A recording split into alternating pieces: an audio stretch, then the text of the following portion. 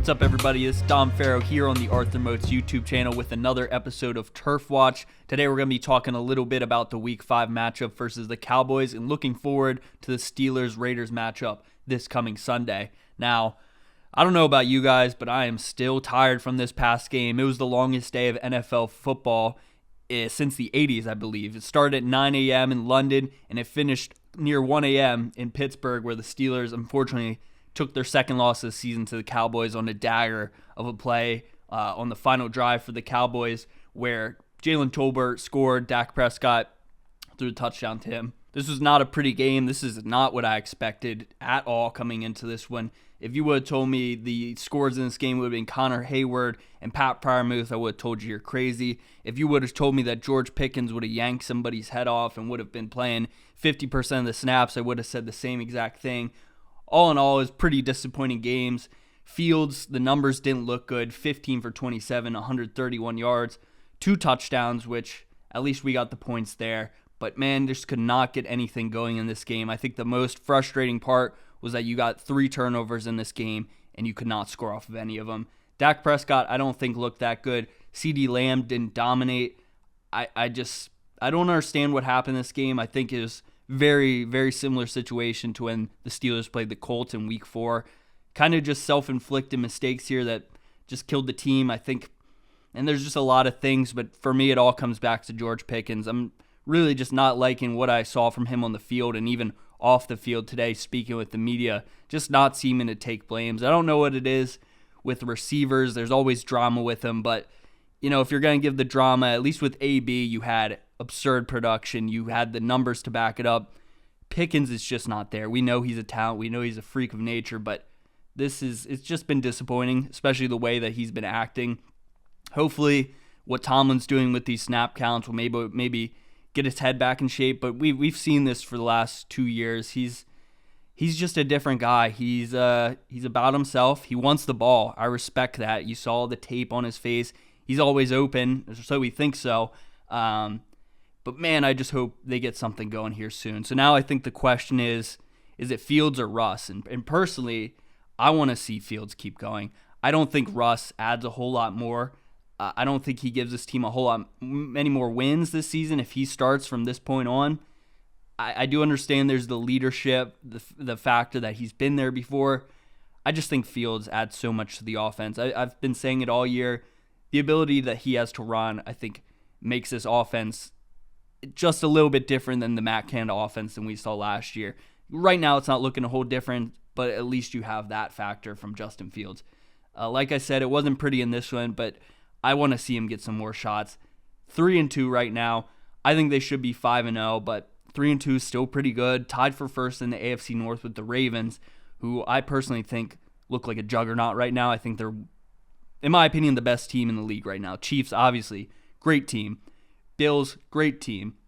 Vikings, undefeated, great team too, but I think the Ravens, with the way they've been playing these last few weeks, they're the best team in the league. They're the team to beat. But we know how Lamar Jackson plays against the Steelers, so we'll worry about that when that comes to fruition. But let's just talk about this upcoming matchup, the Steelers versus the Raiders, Sunday at 1 p.m. We finally got an earlier game in this one. The odds for this one, Steelers are 3-point favorites. Raiders, 3-point underdogs. The over-under is at 36.5. Last week, I mentioned that the over-under was the highest the Steelers have had, dating back to last season. It was around 44 points. This is a little bit back to reality, 36.5 points here. Very low scoring, but I think there's a big factor with not knowing who's going to be the quarterback on the Steelers side, as well as you've got Aiden O'Connell starting for the Raiders for the first time this season. It was Gardner Minshew up until this point. I guess the Raiders have seen enough of him. They're going to give Aiden O'Connell the shot, which his numbers aren't incredibly impressive in his career, but he's been a serviceable quarterback. Last year, Aiden O'Connell played in 11 games. He had a 62.1% completion percentage with 2,200 yards, 12 touchdowns, and 7 interceptions. He was sacked 24 times in those 11 games with a quarterback rating of 41.3. I've been seeing a lot of people this week saying, oh, the Steelers defense, it's not as good as we thought. This defense, the coordinator, we made a bad decision. It's just been, I think people are getting a little bit too far ahead of themselves. I think we need to remember what this team is built on and what the identity is, and that's playing AFC North football. That's making sure you win gritty. It's making sure you protect the football. I think this defense is still elite. I think they're going to make Aiden O'Connell's day very difficult.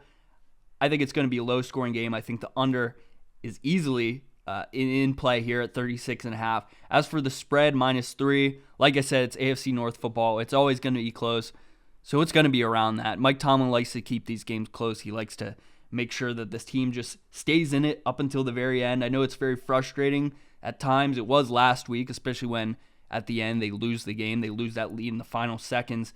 It's definitely tough to watch sometimes, but I think when you're playing a team like the Raiders, this type of game fits what we're trying to do here. I think the Steelers win this one. I don't know about the spread here, but the Steelers get the money line here, no doubt about it. And I know that these tight matchups, the focus on the turnovers, focus on running the ball hard, I know that it's very difficult to watch sometimes, especially when the results aren't there. But you got to respect that it works for this team. Obviously, the winning seasons, I know they talk about it every single year. I think it's important personally. I think it really shows you just how great Mike Tomlin is as a head coach, how he can really work with any group of teams and figure out how to win and maybe make a playoff run. I know that there hasn't been a ton of success as far as Super Bowls, but when I see people like this guy, Danny Parkins of Fox Sports, when he says that Tomlin is the most overrated coach in the NFL, that's when I start losing it. He says he's living off of a Super Bowl from 16 years ago. In the postseason, he's 5-9. His defense gives up an average of 35 points per game in the in playoffs.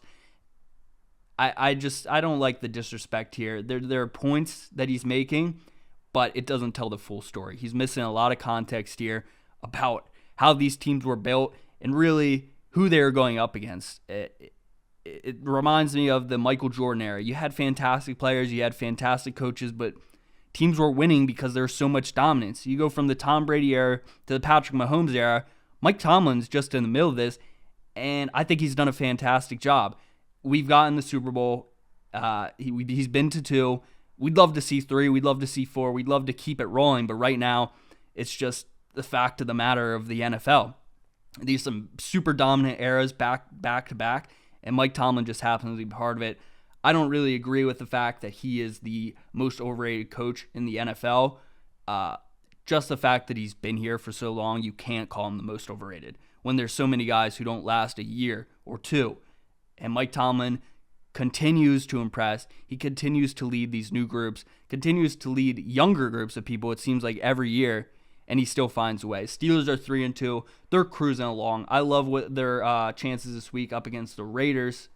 Now let's see what other people are saying about this game. First off, here on USA Today, we got a few score predictions here, all in the Steelers' favor. One 17-6 says if the Pittsburgh Steelers could find some offensive consistency, they would be one of the powers in the AFC. Yet this feels like a team that will need standout defensive performances to be successful. I don't disagree with that. I think the defense obviously needs to step up in every game. TJ Watt's the most important player on this team. He's the difference between win and losses, especially in these tightly contested ones. I think he dominates this upcoming week, even with the outside linebacker on the other side having some injury issues. He's different. He's going to find a way to torment Aiden O'Connell, and I think the Steelers are going to force multiple turnovers. The question is, will they be able to score over him? That's going to be the question here. Next score prediction, Steelers 21, Raiders 16.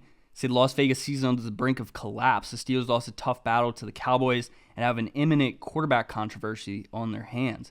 The good news for the Steelers is they have a top 3 scoring defense, and they face a Raiders squad that's currently in a tailspin. Kind of just echoing the sentiments of the first guy here. I don't think that the Steelers have an imminent quarterback controversy on their hands. I think Justin Fields is looking good enough where he'll keep it. I'd be shocked if Russell Wilson starts this week, and I'd be shocked if they win if he starts the next week. That's just what I'm thinking. Next score prediction here, Steelers 20, Raiders 13. The Devontae Adams trade rumors are the only thing moving in Las Vegas. Pittsburgh defense rebounds from last week's loss and takes over Sin City. Again, this isn't a rebound. I know they let out more points than they usually do. They were on the field all game in this one. They got turnovers. They did their job. I thought they did a great job on defense. I don't think this is a rebound. I think this is just keep it rolling, keep on doing the same thing that the defense has been doing all this season, and that's dominating. Here's some more game preview picks. We finally got a few people saying the Raiders. We got Maurice Jones-Drew saying that the Raiders win 17-14. We got Wolf saying that the win 20-17. It looks like he's in first right now as far as predictions go. But outside of those two, The other 8 have the Steelers winning. Some weird scores here, 11-9, 20-15. That would be interesting. I could see it happening. Regardless, it's good to see that the Steelers have pretty favorable predictions going on here, especially when they're only 3-point favorites. But let's just talk about the what ifs. What if the Steelers lose this game? Usually I don't like to do that, but if the Steelers lose this game, it's time to start freaking out here because this is one they cannot drop. You go from 3-0 to 3-3, maybe we can start having the Russell Wilson conversation. Maybe we can start having maybe Pickens isn't the future, or maybe his future isn't on this team. There are a lot of conversations to be had, but right now the focus is this week. The focus is on Las Vegas, and I think the Steelers roll through this one. My prediction is going to be the Steelers win 21-13. I'm going to go a little different than these guys here, but still keeping it pretty low scoring. But the Steelers win this one easily. I hope you guys enjoy the matchup this week. I think it should be a great one. These two teams kind of in a tough spot right now. A lot to prove here, so I think it's going to be a nice battle. I hope you guys enjoyed this episode of Turf Watch. I'll see you guys next week. Go Steelers.